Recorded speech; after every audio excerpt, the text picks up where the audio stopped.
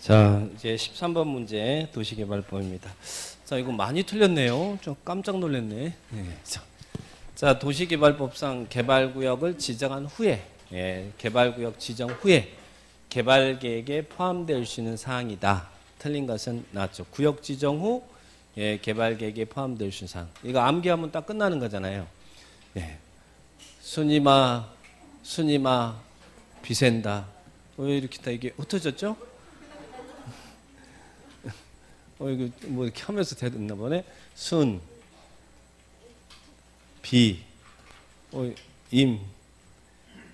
자, 암기. 순이마 비샌다. 요거만 기억하면 되죠. 순이 뭐예요? 순환개발 등 단계별 사업 추진 필요한 게 임대주택 건설 계획. 그리고 비, 개발구역 밖에 기반 설치할 때 기반 설치 비용 부담에 관한 사항. 세부 목록. 그래서 순이마 비샌다. 이렇게 정리하면 답은 1번이 답이에요. 자, 이게 지금 잘 흩어져가지고 이상하게 돼버렸네. 순이마 비샌다. 답은 1번입니다. 1번이 틀렸고 나머지 4개 순이마 비샌다. 이것은 구역 지정 후 개발 계획 내용에 포함할 수 있다. 순이마. 이렇게 푸셨어요? 안 풀었어요? 뭘 물어본지 몰랐어요? 구역 지정 후 순이마 비샌다. 구역 지정 후 개발 계획 내용에 포함할 수 있는 사항. 체크를 딱 하시 바랍니다. 답은 1번입니다. 자, 그 다음에 2번, 14번 거기 있는 개발구역에서 개발구역이 지정됐대요. 근데 그 안에 특별시장, 관시장, 특도, 시장, 군수 허가를 받아야 하는 행위는. 그래서 이거 우리 개발구역이 딱 지정되면 그 안에서는 토건을 적분하면 형벌을 받는다. 7가지 행위자는 있잖아요. 근데 거기에서도 허가 받을 사항이 있고 허가 안 받고 할 수 있는 사항이 있잖아요. 그것을 구분할 줄 아느냐. 이거 문제 물어본 거예요. 자, 1번. 허가를 받아야 할 행위 그랬는데 1번 농림수산물의 생산에 직접 사용되는 것으로서 비닐하우스 설치. 개발구역에서 비닐하우스 설치는 허가 받아요? 허가 없이 가능해요? 허가 없이. 공작물 설치는 허가사항이지만 비닐하우스는 허가 없이 할 수 있죠. 허가 없이 할 수 있어요. 자, 2번 경작훈련 형질변경. 원래 형질변경은 허가사항이잖아요. 그런데 무엇은 허가 없이 가능해요? 경작훈련 형질변경은 허가 없이 가능하다. 그 다음 3번입니다. 경작지에서 관상용 중목이 임식재. 원래 개발구역에서는 중목의 벌채 식재, 나무 베고 심는 거 허가사항이지만 관상용 중목을 임시로 식재하는 것은 보상 문제에 따르지 않으니까 허가 없이 할 수 있죠. 근데 여기서는 반전에 반전이 있다고 그랬죠. 단 어디는 제외. 경작지에서는 제외. 경작지에서는 반대로 허가를 받아야 됩니다. 그러니까 요 문장 경작지라는 단어 빠지면 이것은 허가 없이 할 수 있는 사항이에요. 그런데 경작지에서는 제외한다. 경작지에서는 보상 문제에 따르니까 허가 받아야 된다. 그래서 답은 여기는 3번이 답입니다. 허가 받아야 하는 행위. 경작지 때문에 허가사항이죠. 자, 해보시고 그 다음에 4번은 토속 채취잖아요. 흙모래 자갈바지 채취에 허가 받아서 해야 되잖아요. 원래 토속 채취는. 근데 어떤 토속 채취? 개발 사업에 지장이 없고 경관 손상하지 않는 토속 채취는 허가 없이 할 수 있죠. 지장이 없는 토속 채취. 그 다음에 또 개발구역에서 1홀 이상 물건을 쌓아둘 때 우리 국토계획법이든 개발법이든 정비법이든 1홀 이상 적치 행위를 할 때는 허가 받죠. 그런데 어디 남겨두기로 결정한 대지, 존치하기로 결정한 대지 안에 물건을 쌓아둘 때는 보상 문제에 따르지 않잖아요. 그러니까 여기서는 허가 없이 할 수 있습니다. 그러니까 이런 것들은 다 허가 없이 할 수 있는 행위인데, 자 1번은 2번은 경작지에서는 허가를 받아라. 그래서 답은 3번이 답입니다. 경작지에서는 허가 받아야 된다. 경작지 때문에 여기서는 답이 된 거예요. 그 다음에 15번. 도시개발법상 도시개발조합에 관한 설명입니다. 조합. 우리 모르는 것은 도시개발법에서는 조합이 어떨 때 나와요? 전부를 환지 방식으로 할 때 토지자들이 조합을 만들 수 있죠. 자, 그러면 3분의 2, 2분의 1의 동의 얻어서 조합이 설립됐습니다. 옳은 것은 나왔는데 1번 조합원은 총회 열어서 의사결정할 때 이제 어떻게 하느냐. 조합원의 권리죠. 개발구역 내 보유한 토지 면적에 비례하여 의결권을 갖는다. 맞습니까? 총회 의사결정할 때 면적에 비례해서 의결권을 가져요? 아니면 평등한 의결권을 가져요? 평등한이죠. 제가 그랬잖아요. 땅 많이 갖고 있는 게 자랑입니까? 그랬잖아요. 그래서 여러분이 자랑입니다. 그랬잖아요. 자, 예, 그러나 평등해야 됩니다. 자, 그래서 예, 여기는 비례하여 의결권을 갖는가 아니라 평등한 의결권을 갖는다. 이렇게 기억하시고 2번 도시개발조합 인가받았어. 정관 작성에서 인가를 받았다는 이야기예요. 인가받은 내용을 변경할 거예요. 변경할 때도 인가받죠.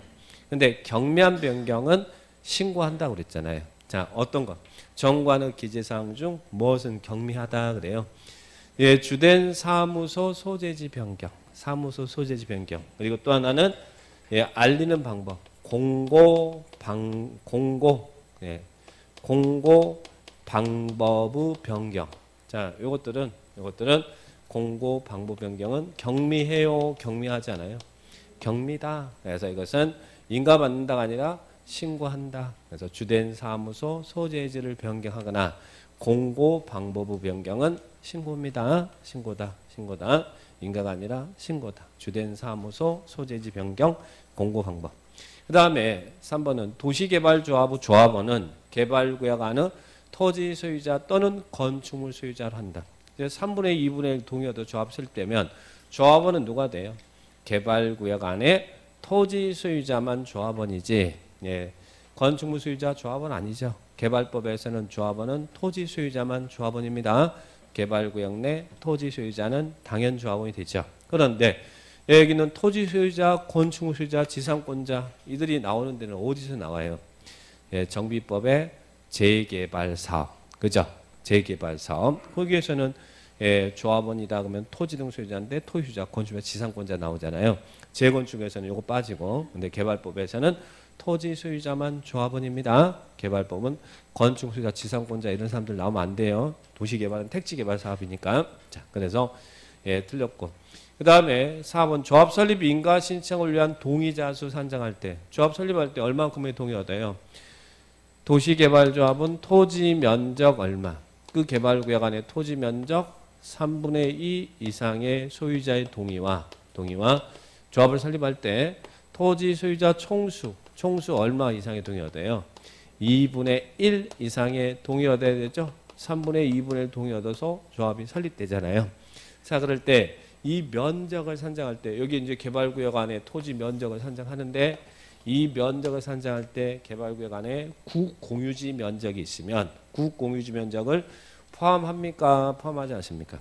예, 국공유지 면적 포함합니다. 그래서 여기서 면적 3분의 2분의 1 나올 때 이 면적에는 국공유지 면적도 포함한다. 국공유지 면적 포함해서 여기에 있는 전체 면적의 3분의 이상의 소유자 동의 얻는 거예요. 면적 3분의 2. 국공유지를 제외한다. 이러면 틀립니다. 국공유지 포함한다. 그 다음에 5번 이사의 선임은 총회 의결을 거쳐야 한다. 이사가 누구예요? 조합 임원이죠. 조합장, 이사, 감사는 총회 고유 결사항이잖아요. 대의원에서 대행할 수 없잖아요. 그러니까 이사의 선임은 총회 의결을 거쳐야 한다. 네, 그래서 5번이 맞는 문장이죠. 자, 임원은 총회에서 선출하는 거예요. 조합 임원은 총회에서 선출한다. 그래서 조합장, 이사, 감사는 총회에서 선출해야 된다. 대의원에서 선출한다. 그러면 틀립니다. 자, 그래서 여기는 답은 예, 5번이 답이죠. 자, 그 다음에 16번 예, 실시계획입니다. 이제 조합 설립됐으니까 뭐 시행자 정해지고 그러면 구역도 지정되고 그러면 실시계획 사업 시행계획 작성해야겠죠. 자, 시행자는 예, 작성한 실시계획에 대해서 누구한테 인가받아요? 개발법은 누구냐 그러면 누구라고요? 지정권자. 개발구역을 지정한 지정권자가 시행자도 지정해 주잖아요. 그래서 시행자는 실시계획에 대해서 지정권자의 인가받습니다. 지정권자 인가받는다. 그러면 2번 실시계획에는 지구단위 계획 포함합니까? 안 합니까? 실시계획에는 지구단위 계획 포함한다는 거 꼭 명심하세요. 개발법에서는 그 개발구역의 지구단위 계획을 개발계획에서 수립하는 게 아니라 시행자가 실시계획 작성할 때 실시계획에 지구단위 계획을 포함합니다. 실시계획에는 지구단위 계획이 포함된다. 잘 물어보고요. 자, 시행자가 3번은 시행자가 실시계획 작성해서 지정권자에 인가받았어요. 사업계획 인가받았어요. 인가받은 사업계획을 변경할 거예요. 변경할 때도 인가받죠. 근데 경미한 변경은 인가 안 받거든요. 그러면 여기서는 사업비를 인가받은 사업비를 10% 범위 내에서 증액한대. 증액할 때는 예, 변경 인가 받아야 됩니까? 예, 인가 안 받아도 됩니까? 자, 우리 개발행위는 우리는 아까 5%로 기준에 했고 작아질 때만 했는데, 자, 우리 시설 사업에 도시개발 사업에서는 경매한 변경은 여기는 10%예요. 10%. 근데 조심할 것은 면적은 예, 10% 범위 내에서 감소가 경미지만 사업 비용은 10% 범위 내에서 증액도 감액도 경미합니다. 면적은 커지는 것은 경미하지 않는데 예, 면적은 10% 범위 내에서 감소가 경미고, 그리고 사업 비용은 10% 범위 내에서 증액도 감액도 경미합니다. 그러니까 10% 범위 내에서 증액하는 것도 경미한 변경입니다. 경미한 변경은 인가받지 않습니다. 그러니까 증액이 나오더라도 이것은 비용은 증감이 경미, 면적은 감소만 경미, 이렇게 구분을 딱 하셔야 됩니다. 그러니까 틀린 것은 변경 인가 받는다. 3번이 틀렸습니다. 16번 틀렸습니다. 보시고, 그 다음에 4번은 예, 시행자가 시식액 작성했어요. 그래서 시식이 인가 받았어요. 그죠? 자, 그러면 지정권자가 지정권자가 자기가 시행자면 자기가 자기한테 셀프 인가하지 않잖아요. 지정권자가 시식액 작성하거나 시식에 인가할 때는 뭐 해야 된다고 했어요? 하급 행정청의 의견을 들어야 된다. 기억합니다. 그래서 지정권자가 국장이다. 국장이 시식액 작성하나 인가할 때는 시도지사, 대도시, 시장의 의견 듣고, 시도지사가 시식액을 작성하거나 시식 인가할 때는 시장, 군수, 구청장의 의견 들어라. 그래서 이 시식액에서는 주민 의견 청취 없습니다. 예, 하급 행정청, 그러니까 시도지사가 지정권자인데 그럴 때는 예, 시장, 군수, 구청장의 의견 듣는다. 하급 행정청의 의견 청취한다는 이야기예요. 예, 맞는 문장이죠. 그래서 하급 행정청의 의견. 국장이면 누구의 의견 듣는다고요? 국장이 시도지사, 대도시, 시장. 여기는 시도지사이면 누구? 시장, 군수, 구청장. 기억합니다. 하급 행정청의 의견 청취한다. 네, 맞고요. 그 다음에 5번. 자, 시식액 인가고시 효과죠. 자, 시행자가 이렇게 하겠습니다. 그랬더니 시정가 그래 그렇게 하라고 인가고시했어요. 근데 그 인가고시된 내용에 도시군 관리계획이 결정될 사항이 포함이 되어 있다면 뭐 또 결정고시된 것을 본다고요. 도시군 관리계획도 결정고시된 걸로 본다. 도시군 관리계획 결정고시 의제. 그래서 지구단위 계획도 언제 결정고시된 것을 봐요. 지구단위 계획도 아까 도시군 관리계획으로 결정할 사항이잖아요. 이렇게 해서 이제 시식이 작성 인가 신청하니까 그렇게 사업계획을 인가하고 고시했어요. 그러면 지구단위 계획도 고시가 된 거잖아요. 그러면 지구단위 계획도 여기서 결정고시된 걸 본다는 이야기예요. 그래서 인가고시된 내용에 관리계획으로 결정되어질 사항이 포함돼서 고시가 됐다면 도시군 관리계획도 결정고시된 것을 본다. 이런 시식의 인가고시 효과. 그래서 이 시식의 이 정도 지문 잘 체크하시고, 자, 여기는 답은 3번이 틀렸어요. 경매한 거. 일단 나머지 지문 다 맞습니다. 자, 그 다음에